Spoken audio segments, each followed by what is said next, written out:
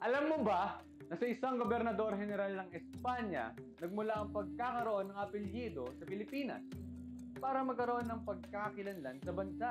Kumusta? Ako nga pala si Zach Bracale at welcome sa Wayback Wednesday, kung saan pag-uusapan natin ng mga pangyayari at mga bagay-bagay sa ating nakaraan at kasaysayan.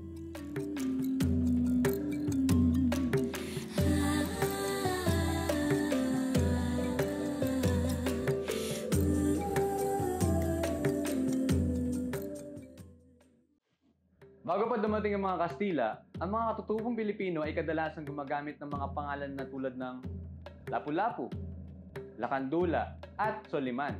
Mga pangalang hindi may iwasang tanungin kung ano ang kanilang apelyido.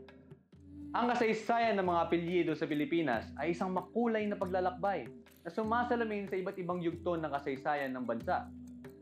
Mula sa pre-kolonyal na panahon hanggang sa kasalukuyan, ang mga apelyido ng mga Pilipino, ayon sa mga historians, ang karamihan ng mga Pilipino ay sinusunod ng kanilang pangalan kung saan sila nakatira.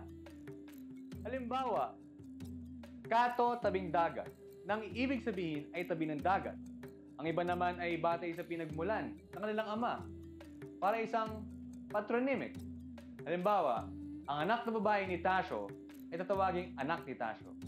Ang kawalan ng apelyido ay nagdulot ng kalituhan sa mga opisyal ng gobyerno sa pagkilala at pag-aayos ng buwis at serbisyong pampubliko. Dahil dito, nagkaroon ng pangangailangan para sa isang sistematikong pamamaraan upang magtalaga ng apelyido sa mga mamamayan. Isang kapitan at gobernador general ng Espanya na naglabas ng isang dekreto noong Nobyembre 21, 1849.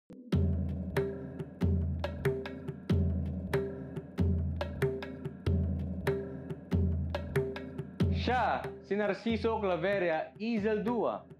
Isa sa mahalagang kontribusyon ni Claveria sa kasaysayan ng ating bansa ay ang kanyang decree na inilabas noong 1849. Ang Katalogo Alfabetico de Apellidos ay naglalaman ng higit sa 60,000 na mga apelyido na inatas sa mga Pilipino. Upang mas mapaayos ang pagbibigay ng buwis at pagpapanatili ng tala ng populasyon, ang katalogo ay pinakalat sa buong bansa sa tulong ng mga gobernador. Ang mga apelyido ay hindi lamang nagmula sa Espanyol, kundi pati na rin sa katutubong Filipino at mga apelyidong Chino. Mahalaga ring tandaan na ang kautusan ay nagdulot ng hindi pantay na distribusyon ng mga apelyido sa iba't ibang bahagi ng Pilipinas dahil sa mga pagkakamaling logistikal, tulad ng kakulangan ng mga kopya o nawawalang pahina na ipinamahagi sa mga gobernador. Dahil dito, nagkaroon ng konsentrasyon ng mga apelyido na nagsisimula sa isang partikular na letra sa ilang bayan. Huwag rin tayong magtataka dahil sa katalogo ay mayroong apelyido na Malatsino, katulad ng Chongco at Yuson. Maaari ding Mala-Espanyol tulad ng Garcia at Gutierrez. May mga apelyido rin na hango sa mga halaman, hayop at pati na rin ang pag-uugali ng mga tao. Ang paglaganap ng Katalogo Alfabetico de Apellidos ay nagkaroon ng malalim na epekto sa kultura at lipunan ng Pilipinas. Naging bahagi ito ng identity ng mga Pilipino at naging mahalagang bahagi ng kanilang kasaysayan.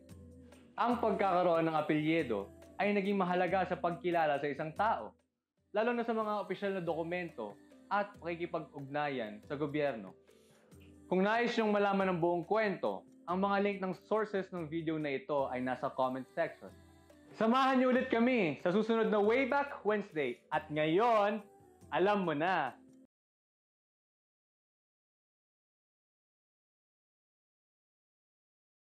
Alam mo na! Walang energy yung Oh, okay na yun.